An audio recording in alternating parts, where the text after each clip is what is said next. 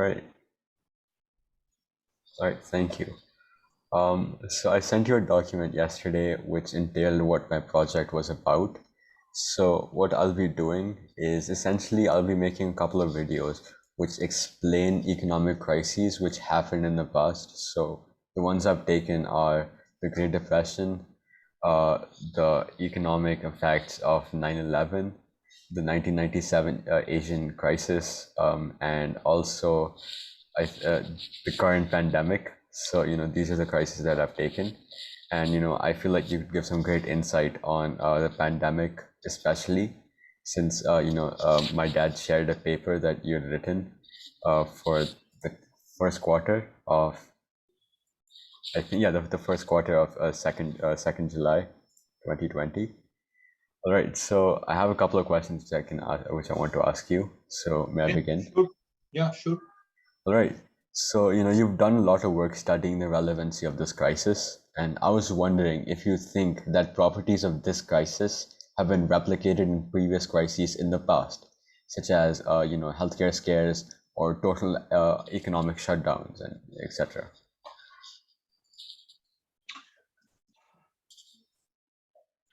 So, you know, um,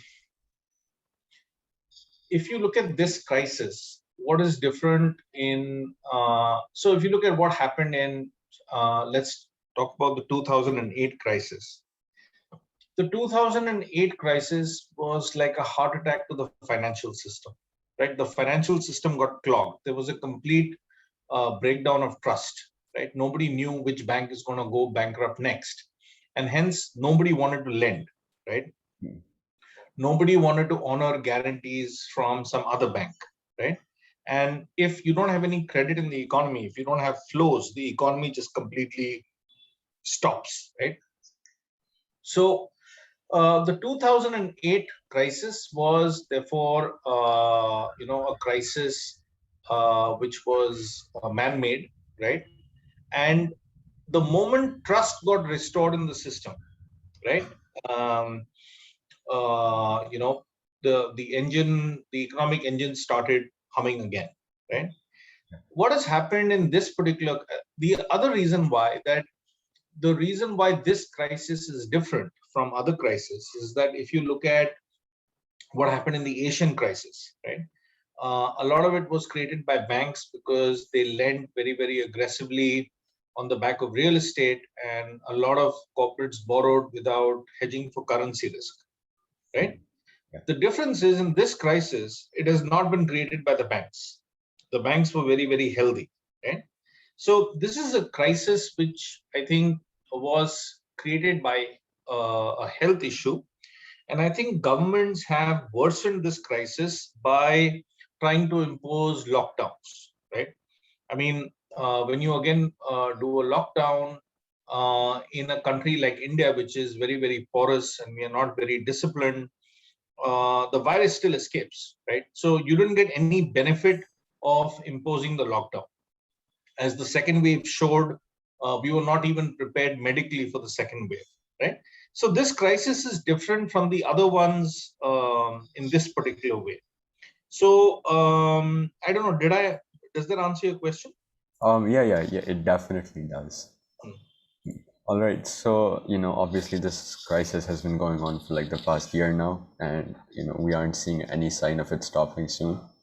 So can you suggest some possible short-term and long-term solutions for this crisis?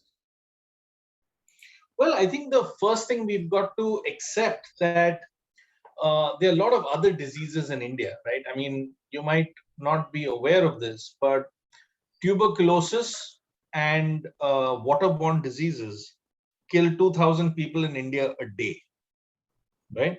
So why are we so obsessed with protecting people from COVID and not from tuberculosis and other diseases? First we've got to accept that this is a virus, right?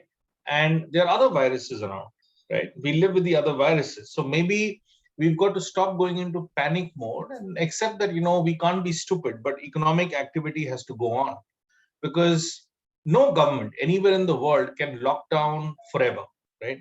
So, and we don't know. This is a very uncertain thing. We don't know whether there'll be a third wave.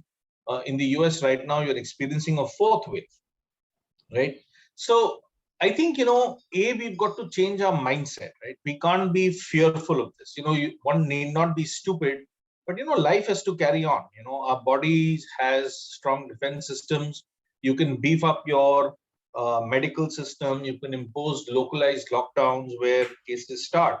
But I think the only way to deal with it is to accept that we cannot eliminate this, right? And that this has to be managed.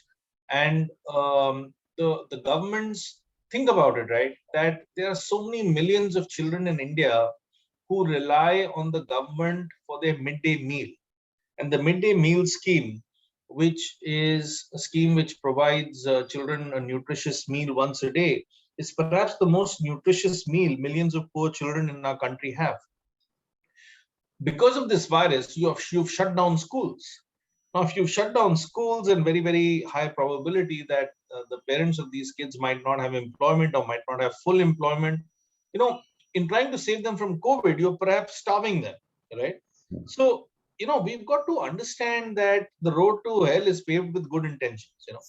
So a part of it, I think, is to stop freaking out and realize that this is a problem that needs to be managed rather than, we have to, the government has to try and stop protecting us from COVID. It has to look at things in totality. Yeah. Once we start doing that, I think solutions will automatically emerge, right? So, Yeah. All right. Thank you. So, I was reading your quarterly report, and you mentioned that there's no disconnect between the stock market's value and the functioning economy. But, many other people think that, the economy and the stock market present widely different views. So, according to you, what's the most accurate indicator of a country's economic status during a crisis like this? well, the stock market should not be used as an indicator of economic health, because the stock market has rationality, right? But the stock market also has greed and fear, right? Yeah.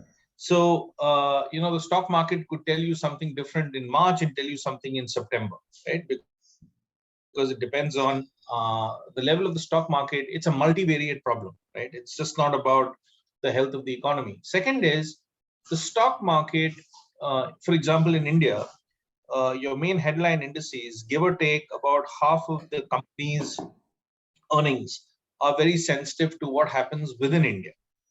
Half of the company's earnings are very sensitive to what happens globally, whether it's commodity prices or exports, right? Yeah. So the stock market could still be quote unquote healthy because half the companies are doing well because they are sending stuff abroad, while the domestic economy might not be doing very well, right? Yeah. So one should not correlate the stock markets with the health of the economy. The way to correlate how the economy is doing is really to look at broad metrics of economic growth. Look at how what inflation is, what unemployment is. Look at whether there's credit growth in the economy. So there are other metrics that you should use.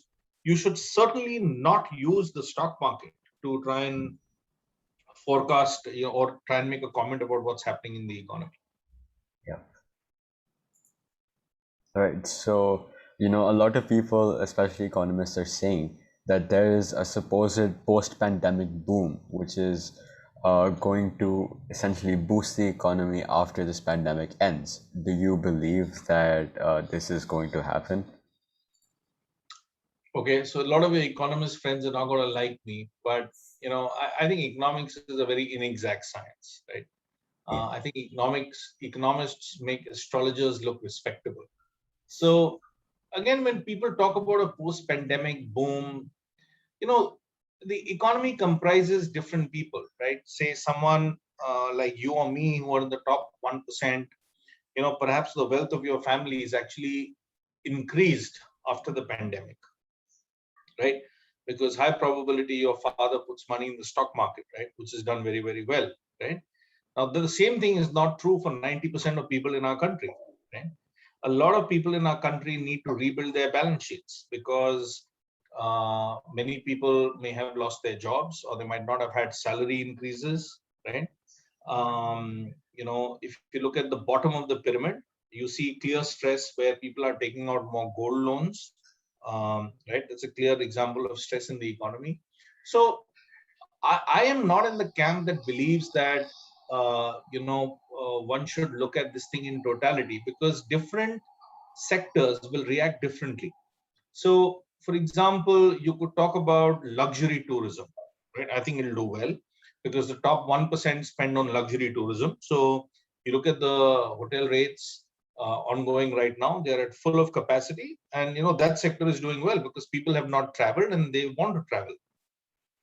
But if you look at, say, a sector like formal apparel, right? If we're not going back to working full time in offices, I find really no reason to invest in a suit or formal black shoes or something. So different sectors of the economy will will get impacted differently. I've For once, if you look at consumption in aggregate, I see no reason why consumption should boom, because I think people will want to rebuild their personal balance sheets. The vast majority of the people in our country, I think, from an income perspective, will be worse off because of the pandemic, right? Hmm. Might have lost their jobs, healthcare expenditure might have gone up. So I don't foresee a huge boost in consumption, at least for the next year or two, because people need to feel financially that they're on a strong wicket. Hmm. Yeah, so there's no confidence to buy stuff because they don't have a good enough disposable income. Is that? It depends on sector to sector, right? I mean, and things might move. It's a multivariate problem, right? People might want to buy a two-wheeler or a four-wheeler because of health issues. You might not want to travel in a crowded bus, right? But all I'm saying is that from a mass market perspective, right, people might invest in some categories which are, say, affordable luxuries. People might want to invest in because you want to give your family a little bit of a treat. But I find the notion that people will travel in mass. I'm talking about the middle class, or people will invest aggressively in consumption items like fashion and so on and so forth. It's not a notion that sits with me, quite frankly. All right. So if you were to prevent this pandemic and crisis like this from occurring in the future, what all sectors would you look out for and what policies would you introduce? I don't think you can prevent these, right? I mean, see, what's happening is that um, man is interfering in the natural habitat of animals, right? Yeah. So animals and mankind are coming, closer to each other. So the fact that this thing has happened, there's going to be another such crisis in the future. I don't think you can prevent these. I think, what one needs to do is be better prepared, right? Better prepared from your, so they cannot be eliminated. They need to be Yeah. managed. Speed of response, not, being better geared for healthcare. You have listened more to experts. See, the challenge is that whenever something normal like this comes across, there's such a cacophony of views. So even the government, would perhaps not know who to listen to. Localized lockdown, full-scale lockdowns. Should you vaccinate? Should you not vaccinate? There's so many different views. So I don't think you can ever prevent these things from happening. It's a bit like, can a country prevent terrorism from happening? You can't, right? You will always have isolated incidents, but you can prepare. So, Hmm. what did we learn about how we could have, if we have to go back and if we have news that a pandemic has broken out in China and now spread to Italy, I think, the government should go back and ask, what it did in hindsight, what it could have done differently. So every time, you prepare or you go through that process, you will deal with the next pandemic better, right? I don't think Yeah. you can prevent these things from happening. Hmm. All right. And so this is more of a general question. So according to you, what has been the most damaging and impactful economic crisis to have struck the human race? Um, so I've not thought about that in so much of depth, but I would imagine, World War II and World War One, with the kind of loss of life that one saw. Nothing can be more disastrous than loss of life. From an economic perspective, I think this crisis, even if it was over today, right? Economically, it's not over, because what is happening right now is that in order to manage this crisis economically, governments are printing money, right? They're buying their own debt. And if you think about it on first principles, the notion that you can have free money, right, it just doesn't make common sense, right? I mean, so, what's happened is that governments have printed money and they have not seen inflation because of all this money that is being printed. Now, somebody can take the view that, look at this, we've printed a lot of money, there's no inflation, so let's print some more, right? And the point I'm trying to make is that why the crisis is not over is because we have not seen the side effect of everything that someone's done, right? You saved the patient by pumping a lot of steroids into the patient. Now, what the side effect of that is going to be is we are yet to, see that unfolding. So I think the crisis is not over. I mean, and even if COVID was to disappear today, what the impact is going to be of how monetary policy and fiscal policy is almost becoming one. What the side effect of that is going to be is yet to be, seen. And very smart people are deeply divided on this issue. So when very smart people are deeply divided on this issue, very clearly, the future still has to reveal its cards. Hmm. Yeah.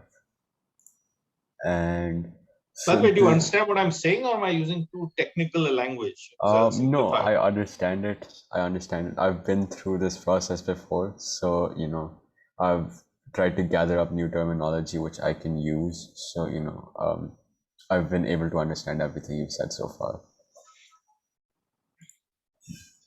Okay. So yeah, this is again more of a general question, but would you say that there are trends in how economic crises start and end? For example, there could be bubbles which start these crises, and they could end with high interest rates, and the government pumping more money into the economic flow of the country. Like, do you think there are trends which occur?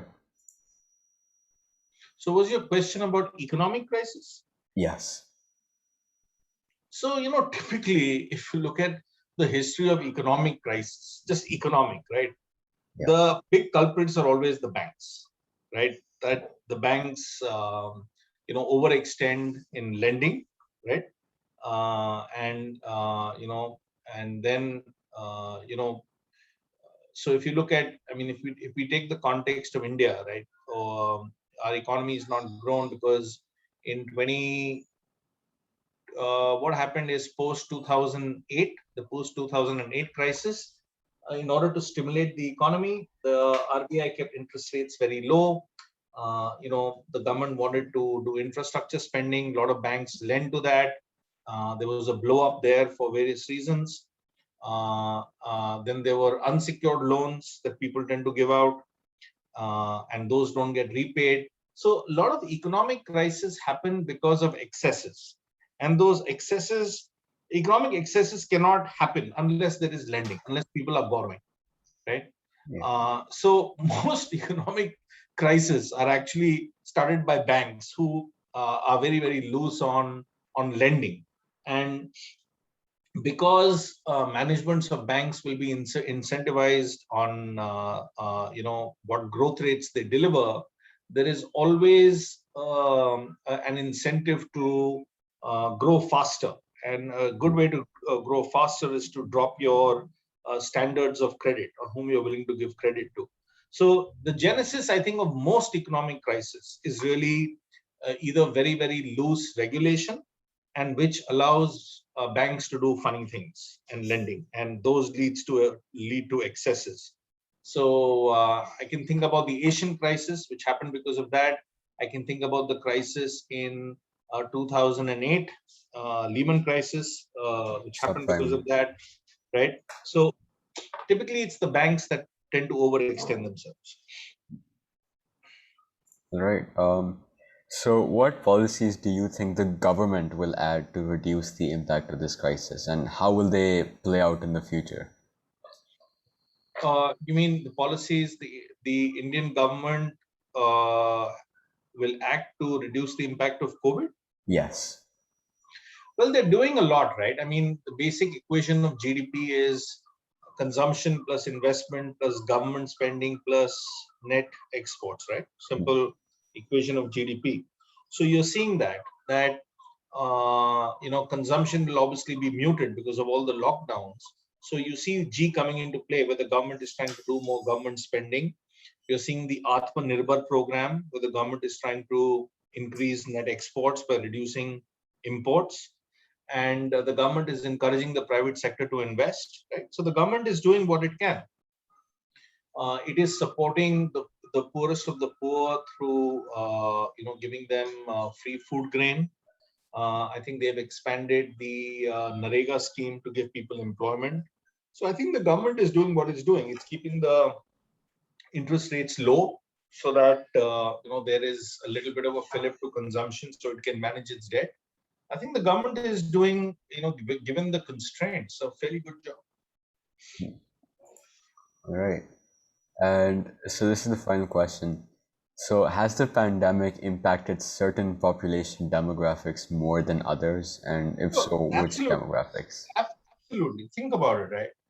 That think about it, and let's just think about it from context of our day-to-day lives, right? That let's say there is a person uh, who, and let's just take different demographic classes. Let's say there is somebody who's a waiter in a restaurant. The guy would be devastated. Let's say there is somebody. I mean, if a restaurant's not open, how does the owner of the restaurant pay the waiter, right? If there's no money coming in, how does he pay? Let's think about somebody who drives a taxi or drives an auto, right? If the government is imposing lockdowns, how does that person feed himself? How, if there's no auto, if there's no passengers, no demand for auto. Let's assume you are somebody who's driving a car for someone, right? Somebody might argue that the driver's services may not be required anymore if you've got a lot of working from home, right? So very clearly, you've got, loosely speaking, the top of the pyramid, right? That can work from home, that works in an office, can do their work on a laptop, they're fine. Your people there are certain jobs that cannot be done working from home, as I just explained, an auto driver, a waiter in a restaurant. So that is obviously very, very badly impacted. If you work in the tourism sector, you'll be decimated. If you work in the healthcare sector, you're okay, right? So the pandemic has impacted different demographics differently. If you work in a part of the country which is far more open, where lockdowns are not that draconian, you could be okay. If you're working in a country where very, very densely uh, um, populated, like Mumbai, you will be worse off. Right? So very clearly different aspects of the population based on geography, based on the kind of job you do, have been impacted very, very differently. All right, thank you. That was my final question. Do you have any questions for me? Yeah, which school are you in? I'm in Pathways, Gurgaon. Okay. Okay, good. I wish you all the best. All And right. if you need to reach out to me for something, please feel free to do so. Thank you so much for this opportunity. Okay, take care. Bye. You too.